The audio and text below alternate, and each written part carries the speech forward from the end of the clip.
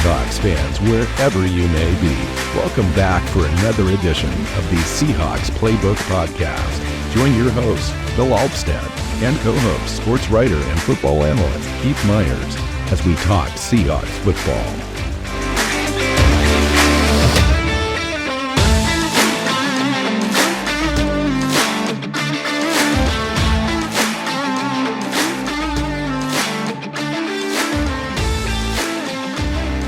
Hey, Seahawks fans. Welcome back to another episode of the Seahawks Playbook podcast. I'm your host, Bill Alvstad, sitting down with co-host Keith Myers, here to talk Seahawks football.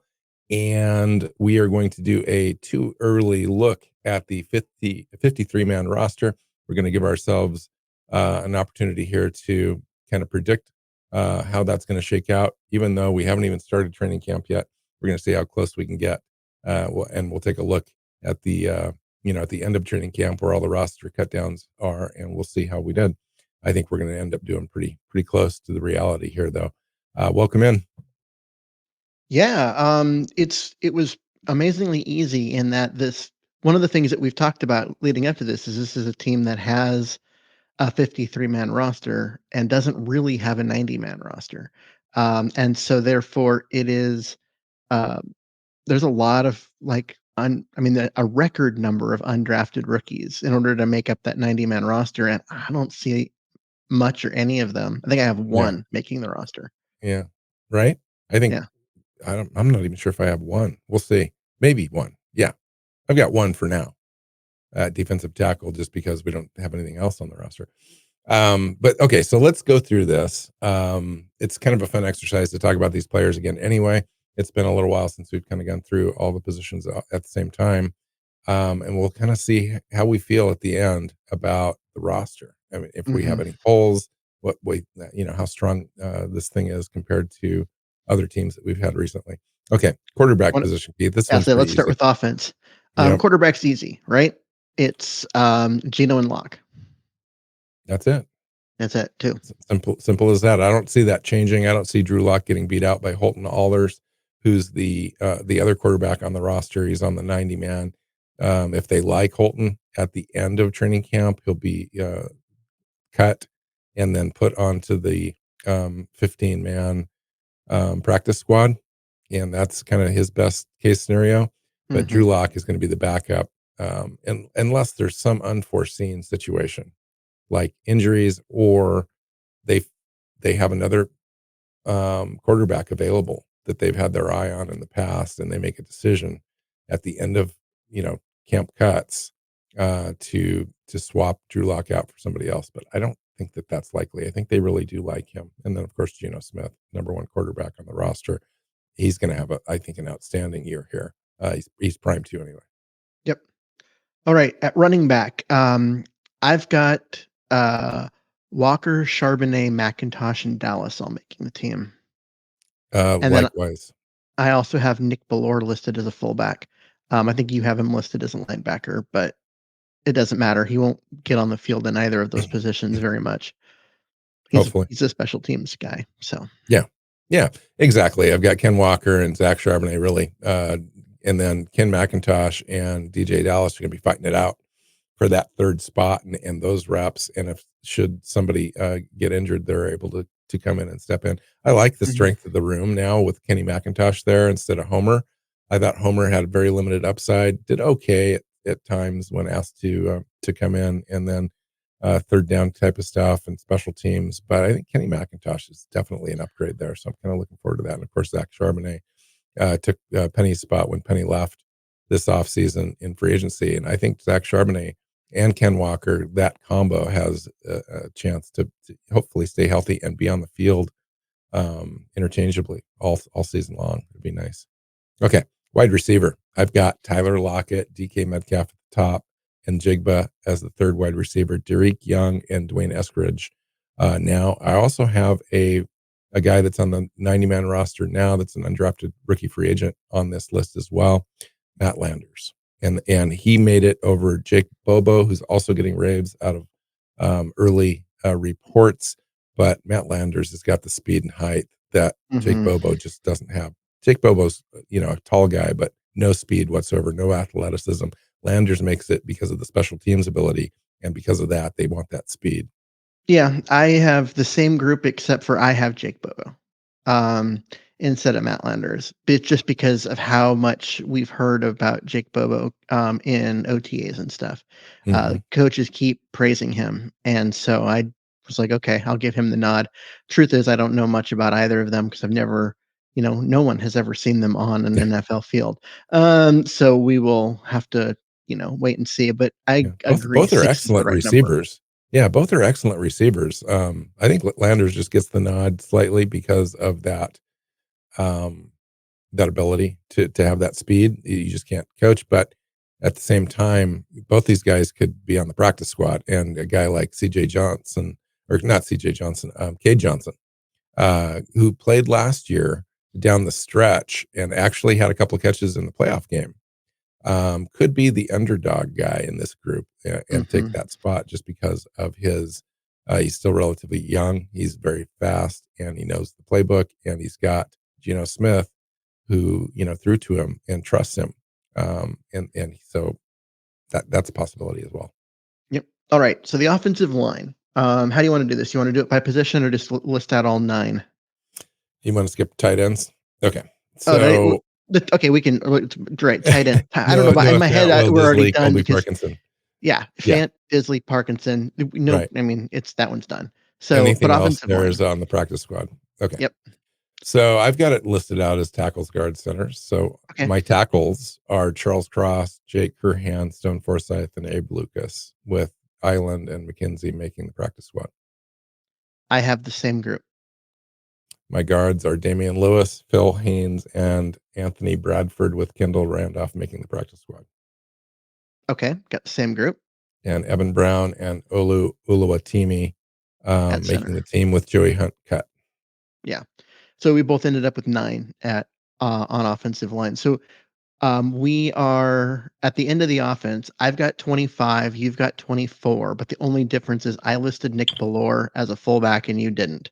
Yes. And then the one So I've got 24. difference was the 6th wide receiver, where I have Jake Bobo and you have. And I considered writing Jake Bobo down, because I think it's going to be that close. It's those two, plus I think Cade Johnson, possibly Cody Thompson, but I think Cody Thompson times himself out in this situation with the depth now, and they may choose to bring somebody along that's younger, has more upside. That's the difference here.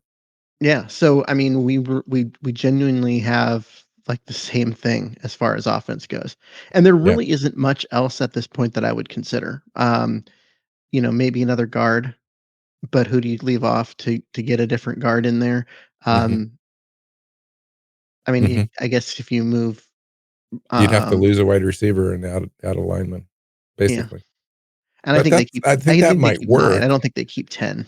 I think that might work if they decided to do that, only because if you had Cade Johnson, if you had Matt Landers and Jake Bobo, I think that the likelihood of them getting picked up when everyone's cutting hundreds of wide receivers across the league at the same time, I think that they have a good chance on coming back on the practice squad and being available to the team in that way.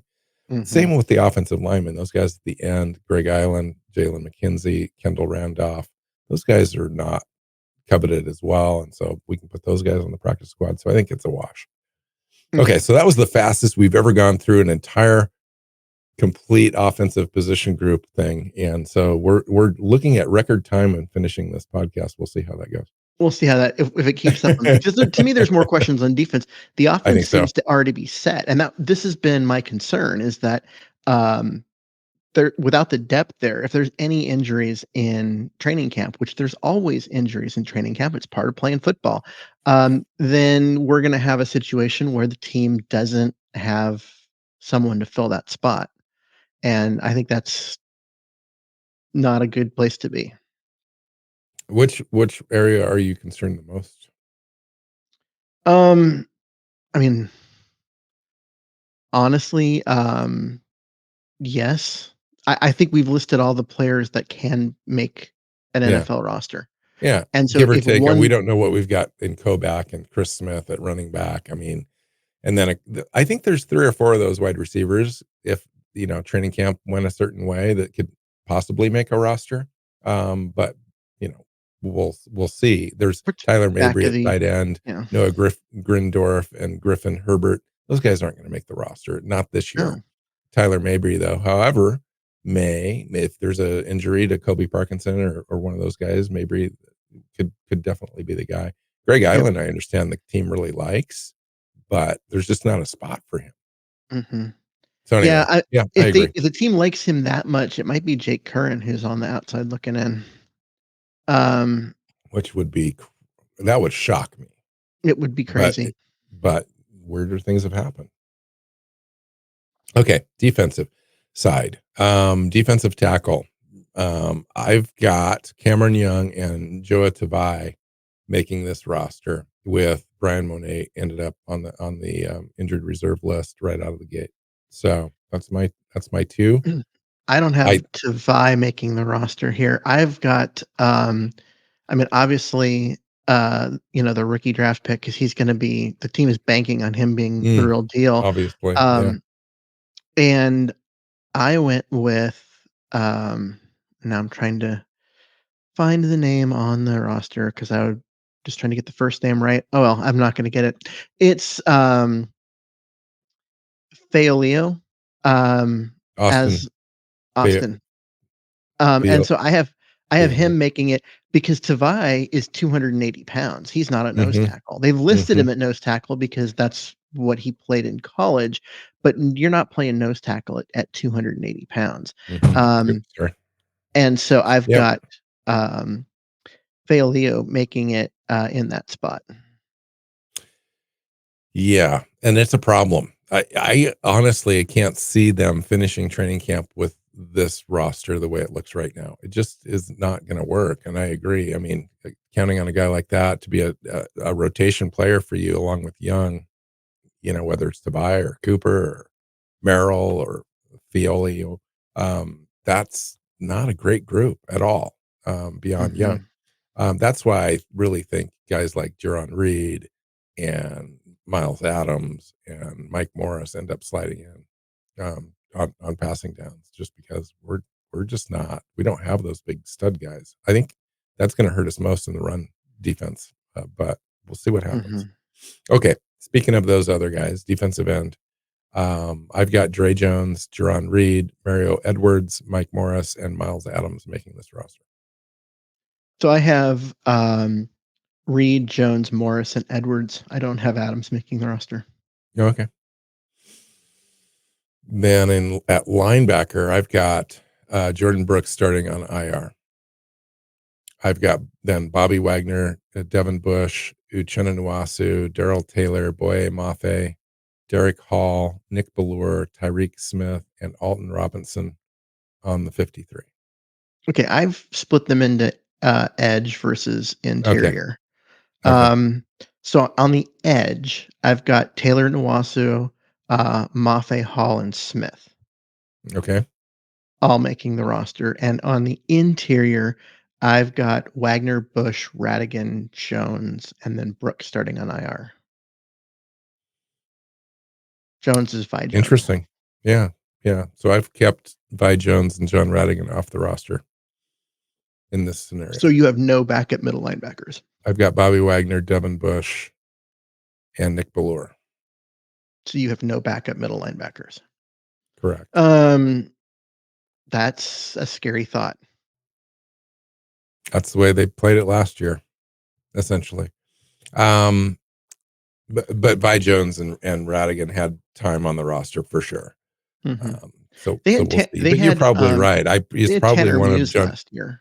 Yeah, it's probably one of Jones and Radigan on there initially to start the season, Mhm. and a guy like Alton Robinson's probably going to go on IR, and I so yeah, I swap those don't out. have Alton Robinson on the roster, and I don't even have him on IR, because he still hasn't shown up. The team still doesn't know where he's at in his recovery. He's off in Never Never Land doing his own thing and not communicating with the Seahawks. At this point, that's not a look that you want when you're a young player just trying to make a roster. I don't have him on the roster. And maybe there's something there we don't know about. So Mhm. maybe they are in communication and they just didn't want to share that. Okay. Okay, well, but Pete actually came out and said, Yes, he "No, did. we haven't But that heard was a from him." month and a half ago, though. I'm gonna give him that Yeah. much. Yeah, I agree with you on having a legitimate backup at middle linebacker there. I kind of overlooked that a little bit, and probably would do the same. I think I would put Alton Robinson on IR just so that you can bring him back in the middle of the season if you needed to, and unless he flat out retires. I think that's what happens. Um, Safety: Quandre Diggs, Jamal Adams, Julian Love, and Jarek Reed the second making the roster. I have those 4 and Joey Blount. Okay, He's a and special then teams guy, and you and could they make an like him. argument for Jonathan Sutherland, according to reports. The guy's coming on Yeah. quite a bit. At corner Okay, at go corner, ahead. we got Woolen and Witherspoon, the starters with Bryant, Brown, and Jackson, coming on in rotation or off the bench, and, Yeah, for a total of 5. yeah, and I've got Artie Burns added to that, so I didn't add Joey Blount. I added Artie Burns. He Makes sense, basically had the same role last year. He was on the roster, not a healthy scratch, suited up every game, but he'd never played. but never So I don't played. know what that's about. We'll find out. Artie Burns may end up sticking because there may be a trade here to bring in Yeah. another defensive tackle, and it could be a corner getting shipped out to do that. Well, that's the thing is you've got, Artie Burns was a hard to leave off because even though he was suited up in every game and didn't play, they brought him back. So there's something about him on the roster that the coaches like. And so, um, yeah, like he was the question. I went with Joey Blount just to give me 5 and 5, especially given the fact that guys like Julian Love can slide over and cover the slot Mm-hmm. and be your third corner if you need him to. And so, yeah, that's why I went in that direction. But It makes sense too. yeah, And then Jason Myers, Michael Dixon, and currently Chris Stoll as the long snapper yep. on this roster. They've made no indication at all that Hmm. they're willing to bring back Tyler Ott or Tinker in that role this year, even though they'd be very inexpensive minimum contracts. Something about Chris Stoll they like, apparently. I don't know.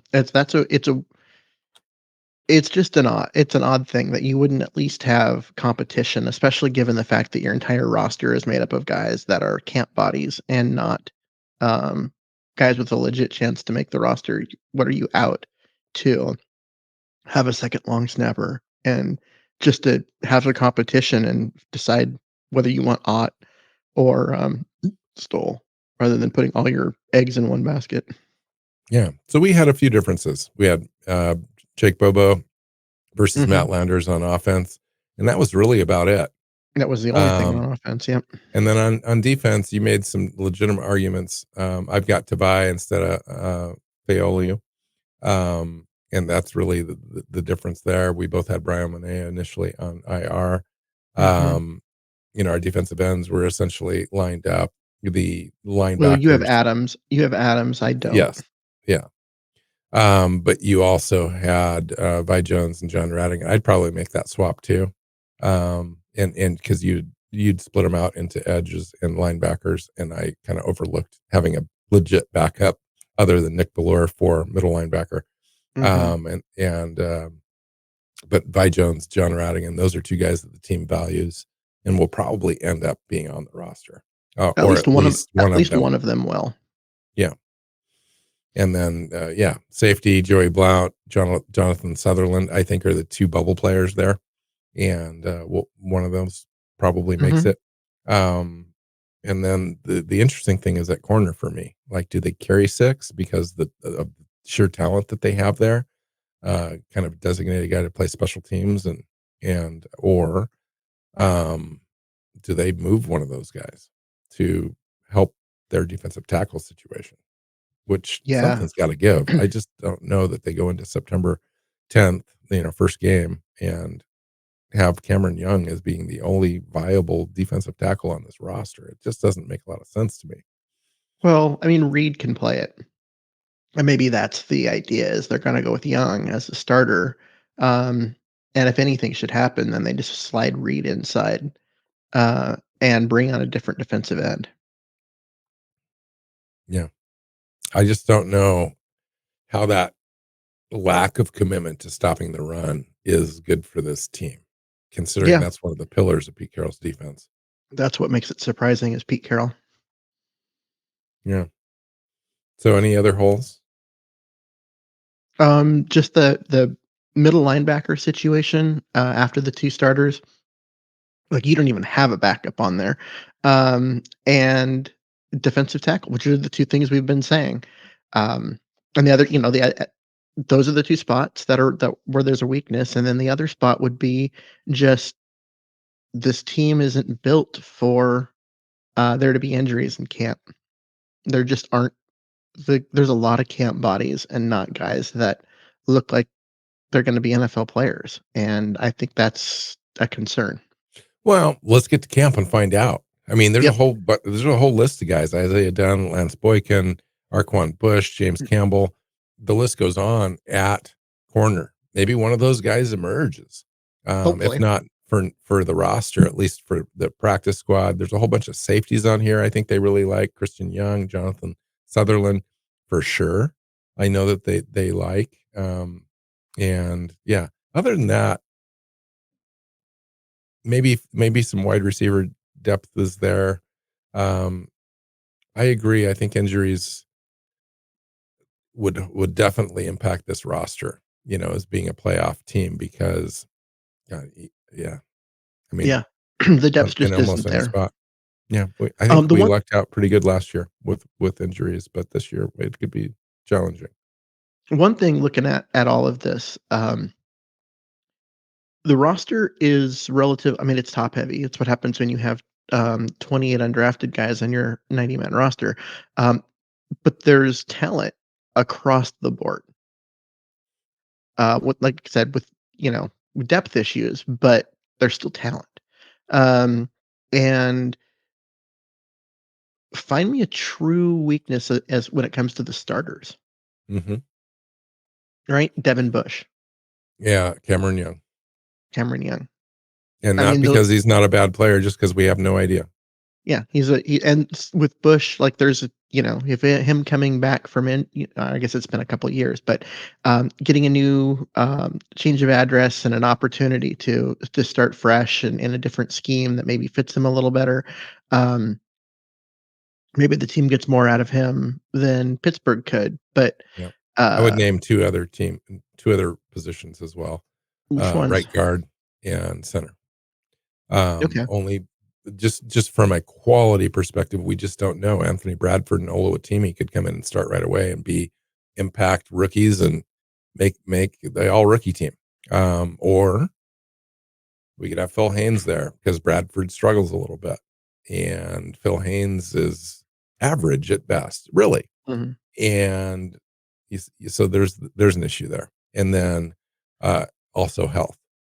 And then maybe Oluwatimi comes in, but he really struggles. Maybe Evan Brown's the outside looking in. Maybe they move Evan Brown over to right guard to replace Phil Haynes because Anthony Bradford's not ready. So there's a little bit of squishiness there, but it's not Yep. that really big of a deal. I mean, most teams, including the Seahawks, enter the season with a roster that has a few question marks at a couple of position groups. That's not unusual. So Yeah. See, overall, I feel pretty good about it. why I didn't list those positions is that those are two of the positions where there is depth. Because if one of the guys falters, you've got the other guy there. And like at guard, if Bradford and Haynes both falter, you've got Brown as a potential backup. You've got Jake Curran who can slide inside and play right guard. True. So um, it's one of those positions where I feel that they do have depth. Um, Unlike most of the rest of the roster.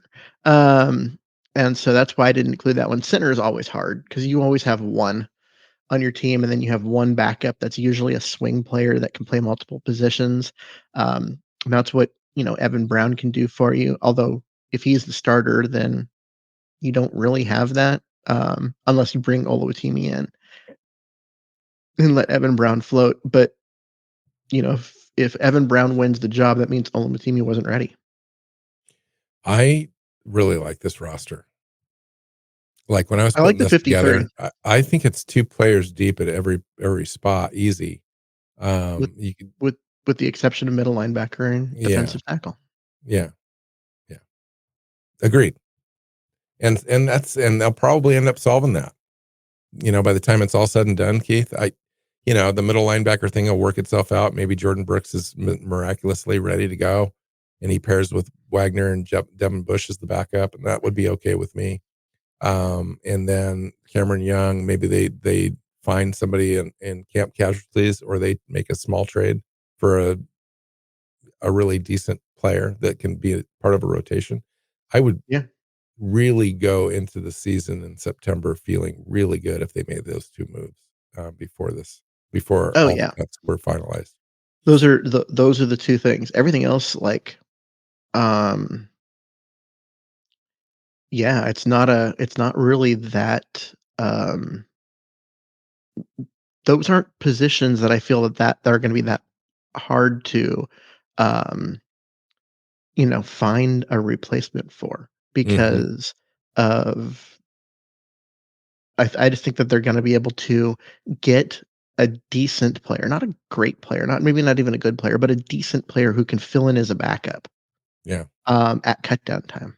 it'd be nice to have us go out and scour the rosters of all the teams on just those position groups and see if we can identify some cap casualty candidates that might be available out there. That would be kind of a fun show to do. Literally what I'm doing as we're talking. I'm like scanning through defensive tackles that are going to be free agents next year. So they're like 1 year out, Mm, which is when if there's a replacement ready, these guys could be um, let go. And just going through the list and I'm like, "Huh, who is in here?"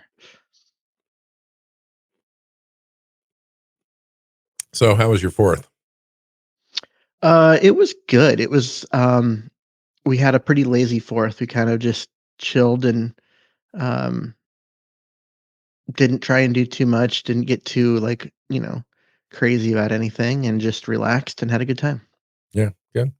Yeah, I went out early, took the dogs to the dog park so they get worn out. Uh, Dosed them up with some CBD oil later in the afternoon, and they slept and were kind of uh, fine with booms and so forth. And it ended early here this year. Last year it was a little boomier. This year was a little bit more quiet at a normal hour, so that was good. All right. Well, you can keep doing that. I think that we could probably make a show out of that. That would be kind of fun and interesting um because I would be curious as to kind of what their plan was.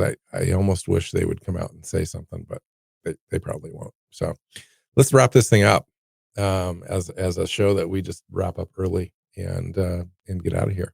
You can find Keith at Myers NFL. You can find me at NW Seahawk.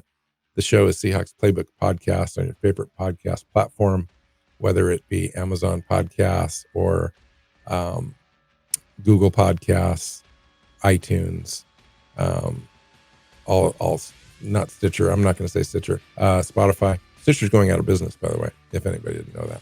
So if you're on Stitcher, look for another podcast platform as of the end of August, I think. So anyway, and we're on our YouTube channel. So find us there and hit that subscribe button. So until next time, go Hawks. Go Hawks.